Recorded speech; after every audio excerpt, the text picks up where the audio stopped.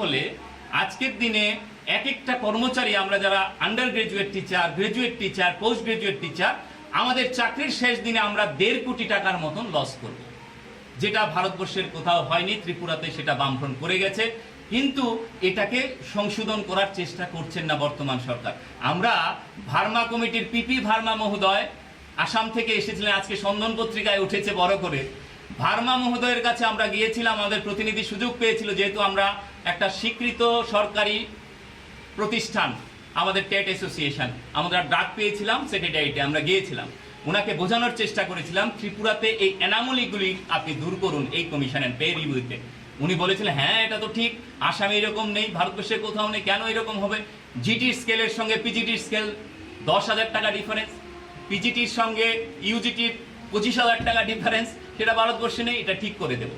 এটা একটা সুযোগ এসেছে শ্রদ্ধেয় মুখ্যমন্ত্রীর কাছে, তিনি ইতিহাস তৈরি করতে পারবেন আগামী বছর।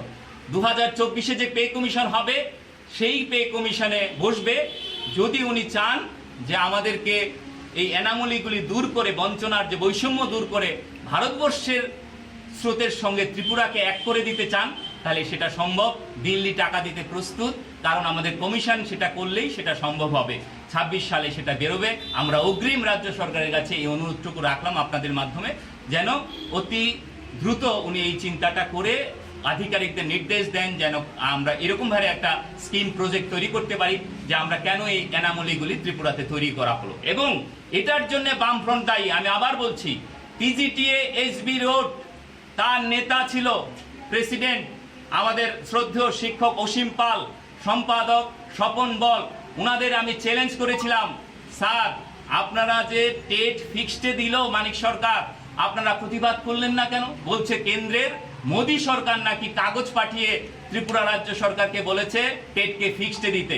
আমি এই আপনাদের মাধ্যমে সাংবাদিক সম্মেলন করে 2 বছর আগে বলেছিলাম, যদি এরকম কাগজ আমাদের শ্রদ্ধেয় স্বপন বল, অসীম পাল প্রাক্তন হয়ে গেছেন রিটায়ার্ড, তারা দেখাতে পারেন, আমরা অ্যাসোসিয়েশন বন্ধ করে দেব। একদম ভিত্তিহীন একটা মিথ্যা, এরকম মিথ্যার উপর থাকে। আজকে এই তারা দুজন পিজিটির টিচার ছিলেন। আমি আবার বলছি অন রেকর্ড, পিজিটির টিচার ছিলেন বলেই ওই সময়ে মানিক সরকারকে বোকা বানিয়ে, ভুল বুঝিয়ে পিজিটি এসবি রোড তখন এই পিজিটির স্কেলটাকে জিটির সঙ্গে ডিফারেন্স 10,000 করে দিয়েছে, যেটা ভারতে নেই, ত্রিপুরাতে আছে। আগে 800 টাকার ডিফারেন্স ছিল, এখন এটা 10,000 টাকা হয়েছে। আজকে এই বৈষম্যগুলি যেন দূর করেন শ্রদ্ধেয় মুখ্যমন্ত্রী মানিক সাহাজি, ডক্টরেট এবং উনি অধ্যাপনা করেছেন। আমরা অনুরোধ করব আপনার দৃষ্টিতে নেওয়ার জন্যই আজকের এই সাংবাদিক সম্মেলন। আপনারা জানেন আমরা প্রথম 2016 সাল এবং 2017 সাল, এই দুটি সালে বেশি নিয়োগ হয়েছিল।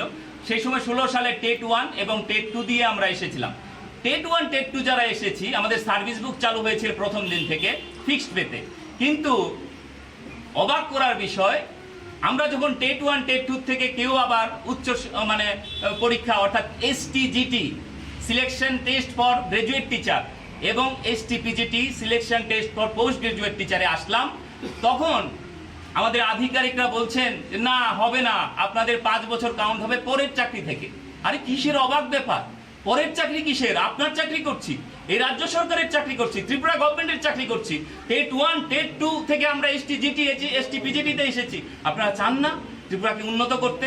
আমরা আমাদের মেধার বিকাশের সাহায্যে আমরা যখন উচ্চ স্তরে আসতে চাই, কেন কিসের বাধা? আমরা এনওসি নিয়ে এসেছিলাম, সেই সময় বাধা দেননি, কিন্তু এখন বলছেন টেট 1 এর টেট 2 জায়গাটা হবে না। ওই 2 বছর 3 বছর যে করেছেন সেটাকে বাদ, আপনি এসটিজিটি এসটিপিজিটি পরে এসেছেন, এখান থেকে 5 বছর হলে আপনাকে রেগুলার করবে। এটা কোথাও নেই। এই নিয়ম ভাঙার জন্য আমরা ইতিমধ্যেই ডাইরেক্টর ম্যাডামকে, যিনি চন্দ্রন গতকাল প্রাক্তন হয়ে গেছেন, ওনার চেম্বারে আমরা গতকালও গিয়ে একটা অ্যাপয়েন্টমেন্ট সকালবেলা দিয়েছিলাম, জানি না উনি প্রাক্তন হয়ে যাবেন। শ্রদ্ধেয় এনসি শর্মা স্যার এসেছেন আমাদের বুনিয়াদি এবং আমাদের উচ্চশিক্ষা দপ্তরে, ওনার কাছে আমরা যাব। এর মধ্যেই এই বৈষম্য দূরীকরণ করতে হবে, কারণ আমি প্রমাণ দিয়ে নাম দিয়ে বলছি, আমাদের টেট শিক্ষক তরেন্দ্র রিয়াং, আমাদের শান্তির বাজার কমিটির ক্যাশিয়ার অর্থাৎ কোষাধ্যক্ষ, উনি ফায়ার ব্রিগেডে ছিলেন, 3 বছর ফায়ার ব্রিগেডে চাকরি করেছেন, তারপরে টেট পেয়েছিলেন। ফায়ার ব্রিগেড থেকে টেটে আসার পর 2 বছর টেটে চাকরি করার পর ওনাকে হাইকোর্ট ফুল 5 বছর পরে বেতন দিতে বাধ্য হয়েছে। হাইকোর্টের দ্বারস্থ হয়েছি, কিন্তু আমরা চাই না হাইকোর্টে যেতে। কেন হবে? সবকিছুতে কোর্টে দৌড়াতে হবে। আজকে এই জায়গায় আধিকারিকরা চিন্তা করা উচিত এবং আইন সংশোধন করা উচিত। মাননীয় মুখ্যমন্ত্রী, এই দিকটাও আপনি দৃষ্টি আকর্ষণ করছি আপনাকে। আপনারা জানেন স্পেশাল বিএড অর্থাৎ চিলড্রেন উইথ স্পেশাল নিড, জানেন যারা বিকলাঙ্গ স্টুডেন্ট, তাদের জন্য একটা বিএড কোর্স আছে যেটা স্পেশাল এডুকেশন বলে।